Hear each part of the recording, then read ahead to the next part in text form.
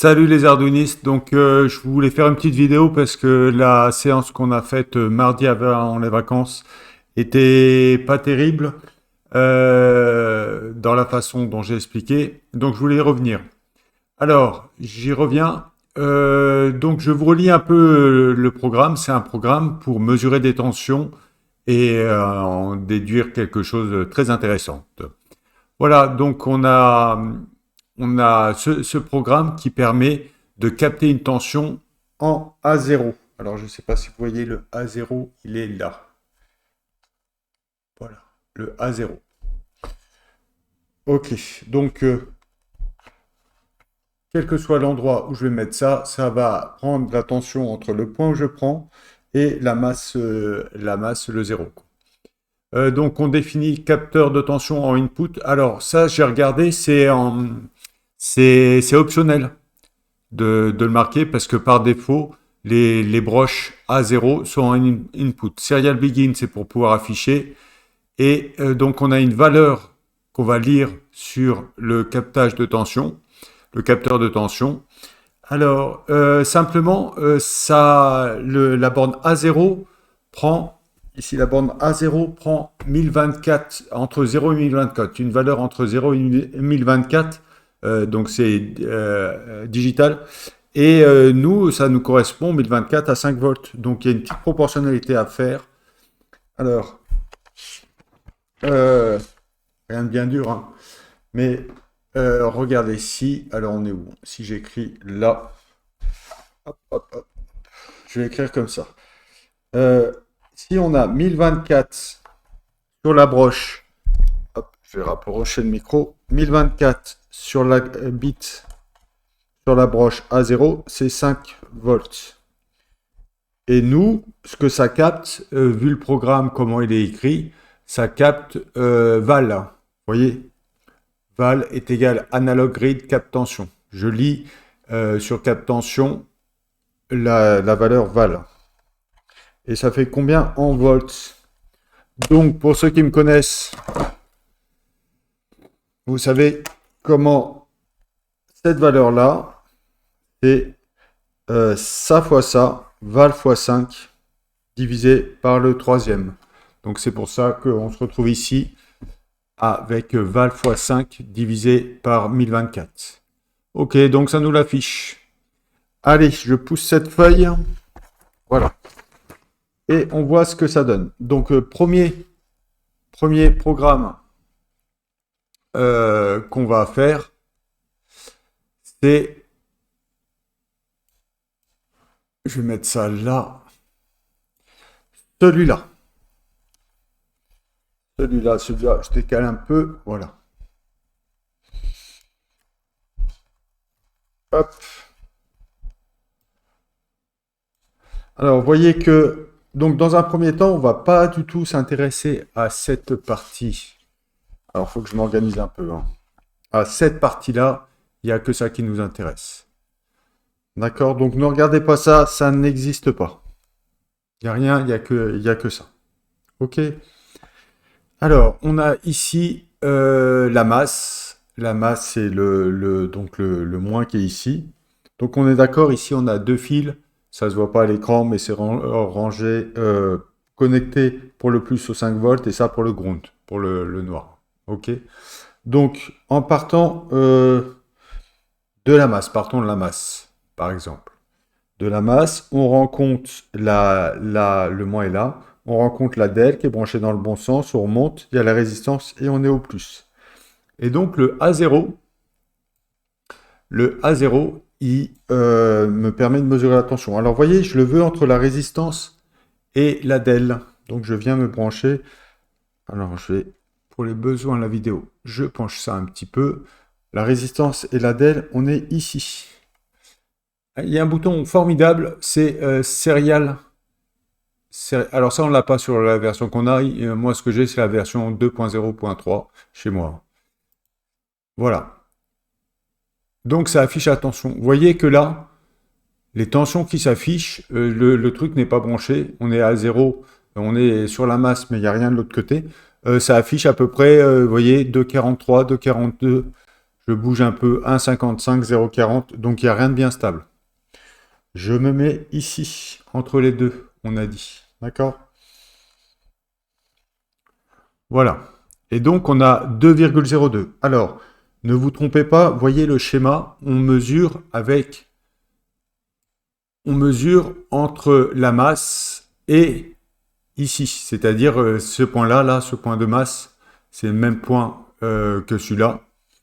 Celui-là et celui-là, c'est le même point. Donc, on mesure aux bornes de la DEL. Et vous voyez qu'en mettant cette résistance, alors on regarde, c'est rouge. C'est une résistance, elle est comment celle-là? Rouge, rouge, noir, j'ai l'impression. Donc c'est une 220. Oui, c'est ça, c'est une 220. Donc vous voyez, quand on branche une 220 sur les 5 volts, j'en ai 2,0102 volts. Vous voyez qu'on est assez précis quand même, qui sont aux bornes de la DEL. Et le reste, 2,99, 2,98, qui va à cette bande-là. Vous voyez, la tension dans la boucle de courant se partage entre les différents récepteurs. Deuxième manip, ici, vous voyez, on peut essayer avec 330 ohms. Alors, j'en ai une ici de 330 ohms. Plouf, plouf, plouf. Elle est là. Donc, on fait la même manip avec 330 ohms. Donc, j'enlève la 220. On la remercie de ses services. Et donc là, j'étais moins. Je me mets sur le plus. Plus pour la DEL. Et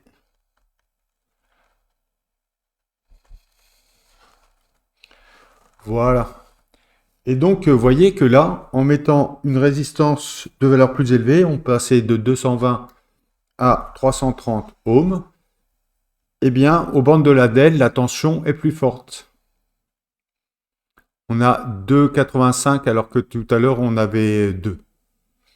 D'accord? Donc, on en fera les conclusions ensemble. Vous voyez, il y a une petite partie ici. Conclusion. Donc ça, c'est les deux premiers montages que je vous ai montrés. Et notamment, je pense que vous étiez un petit peu pas tout compris parce qu'il y avait plein de montages à la fois et vous pensez que c'était le même alors que c'est tout à fait séparé. On s'est occupé de ça. Maintenant, je vais carrément l'enlever. Ça va être plus simple. Hop, voilà. Maintenant, on va s'intéresser à la deuxième partie. Alors, la deuxième partie, je vous l'ai préparée là. Hop, j'organise un peu mon truc. Voilà, je vous l'ai préparé là. Hop, hop, hop. Donc, on va faire ça en premier. Donc, cette partie-là. Donc, on a, dans ce cas-là, une résistance de... Alors, je ne vais pas faire la 100 ohms, je vais prendre que la 220. C'est celle qui est déjà branchée. Vous voyez, 220 ohms. On l'a branchée au moins. Vous voyez qu'il y a la patte de la résistance. Ça, c'est le A0, on le mettra plus tard. La patte de la résistance qui est au moins. Ça va en remontant, ça va à un interrupteur. Et l'interrupteur, il est sur le plus. Et là, pareil, je reviens. Donc, c'est-à-dire que là, quand je vais mesurer la tension, je la mesure entre la résistance et ici, là, entre la résistance et l'interrupteur. Voilà, si on regarde les valeurs qui s'affichent, on a 0.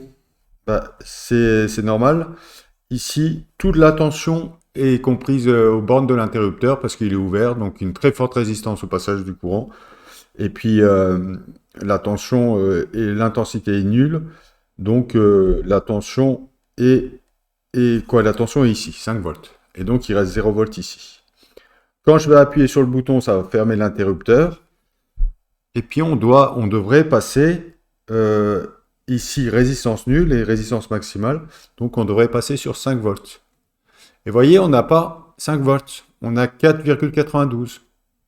4,93. Donc, c'est-à-dire qu'en fait, il y a une petite résistance ici, et ça nous plaît pas, parce que quand on veut des boutons poussoirs, si vous voulez que ça fonctionne correctement, c'est 0 volts ou 5 volts. C'est pas le cas ici. Donc, en gros, c'est donner beaucoup plus de poids à cette résistance-là que celle-là. Donc, on va augmenter. Et moi, je vous propose qu'on passe avec cette résistance-là, qui est, donc, si on la lit, là, c'est marron, c'est 1.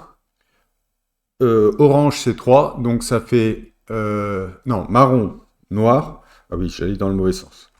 Marron, noir, 1, 0.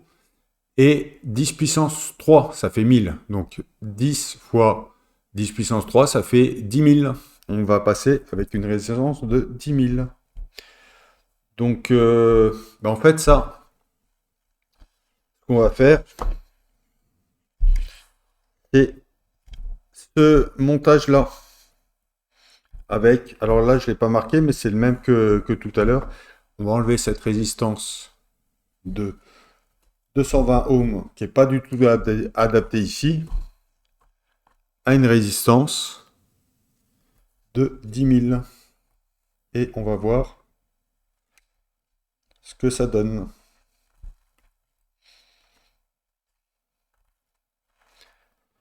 Alors, on a pour l'instant 0 parce que les 5 volts sont ici, l'interrupteur est ouvert, et on appuie là, et vous voyez là on a 5. 5 parce que 10 000 par rapport à la faible résistance dans l'interrupteur fermé, et ben ça fait, le rapport est tel qu'on ne voit pas de différence au centième de volt près. Voilà, donc ça c'est ce qu'on appelle, vous voyez, c'est une résistance pull-down, parce que par défaut, vous êtes à 0 volts quand vous n'êtes pas appuyé. Quand vous appuyez, vous passez en 5 volts. Il y a un 4,99 qui est passé quand on s'est établi. Voilà.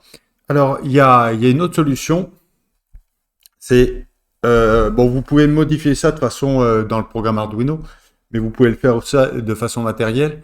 Vous pouvez, quand vous n'appuyez pas sur le bouton, être à 5 volts par défaut. C'est ce qu'on va essayer.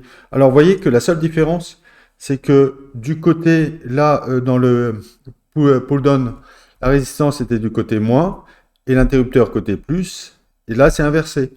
Donc, en fait, dans notre circuit, ça revient juste à un truc très simple. C'est la résistance est du côté moins, on va la mettre côté plus, voilà. Et la résistance, l'interrupteur qui était du côté plus, on va le mettre du côté moins. On inverse juste le sens de branchement. Et là, vous voyez que, au miracle, pas du tout, c'est la science, l'électronique, 5 volts ici, et on passe, quand on appuie, 0 volts.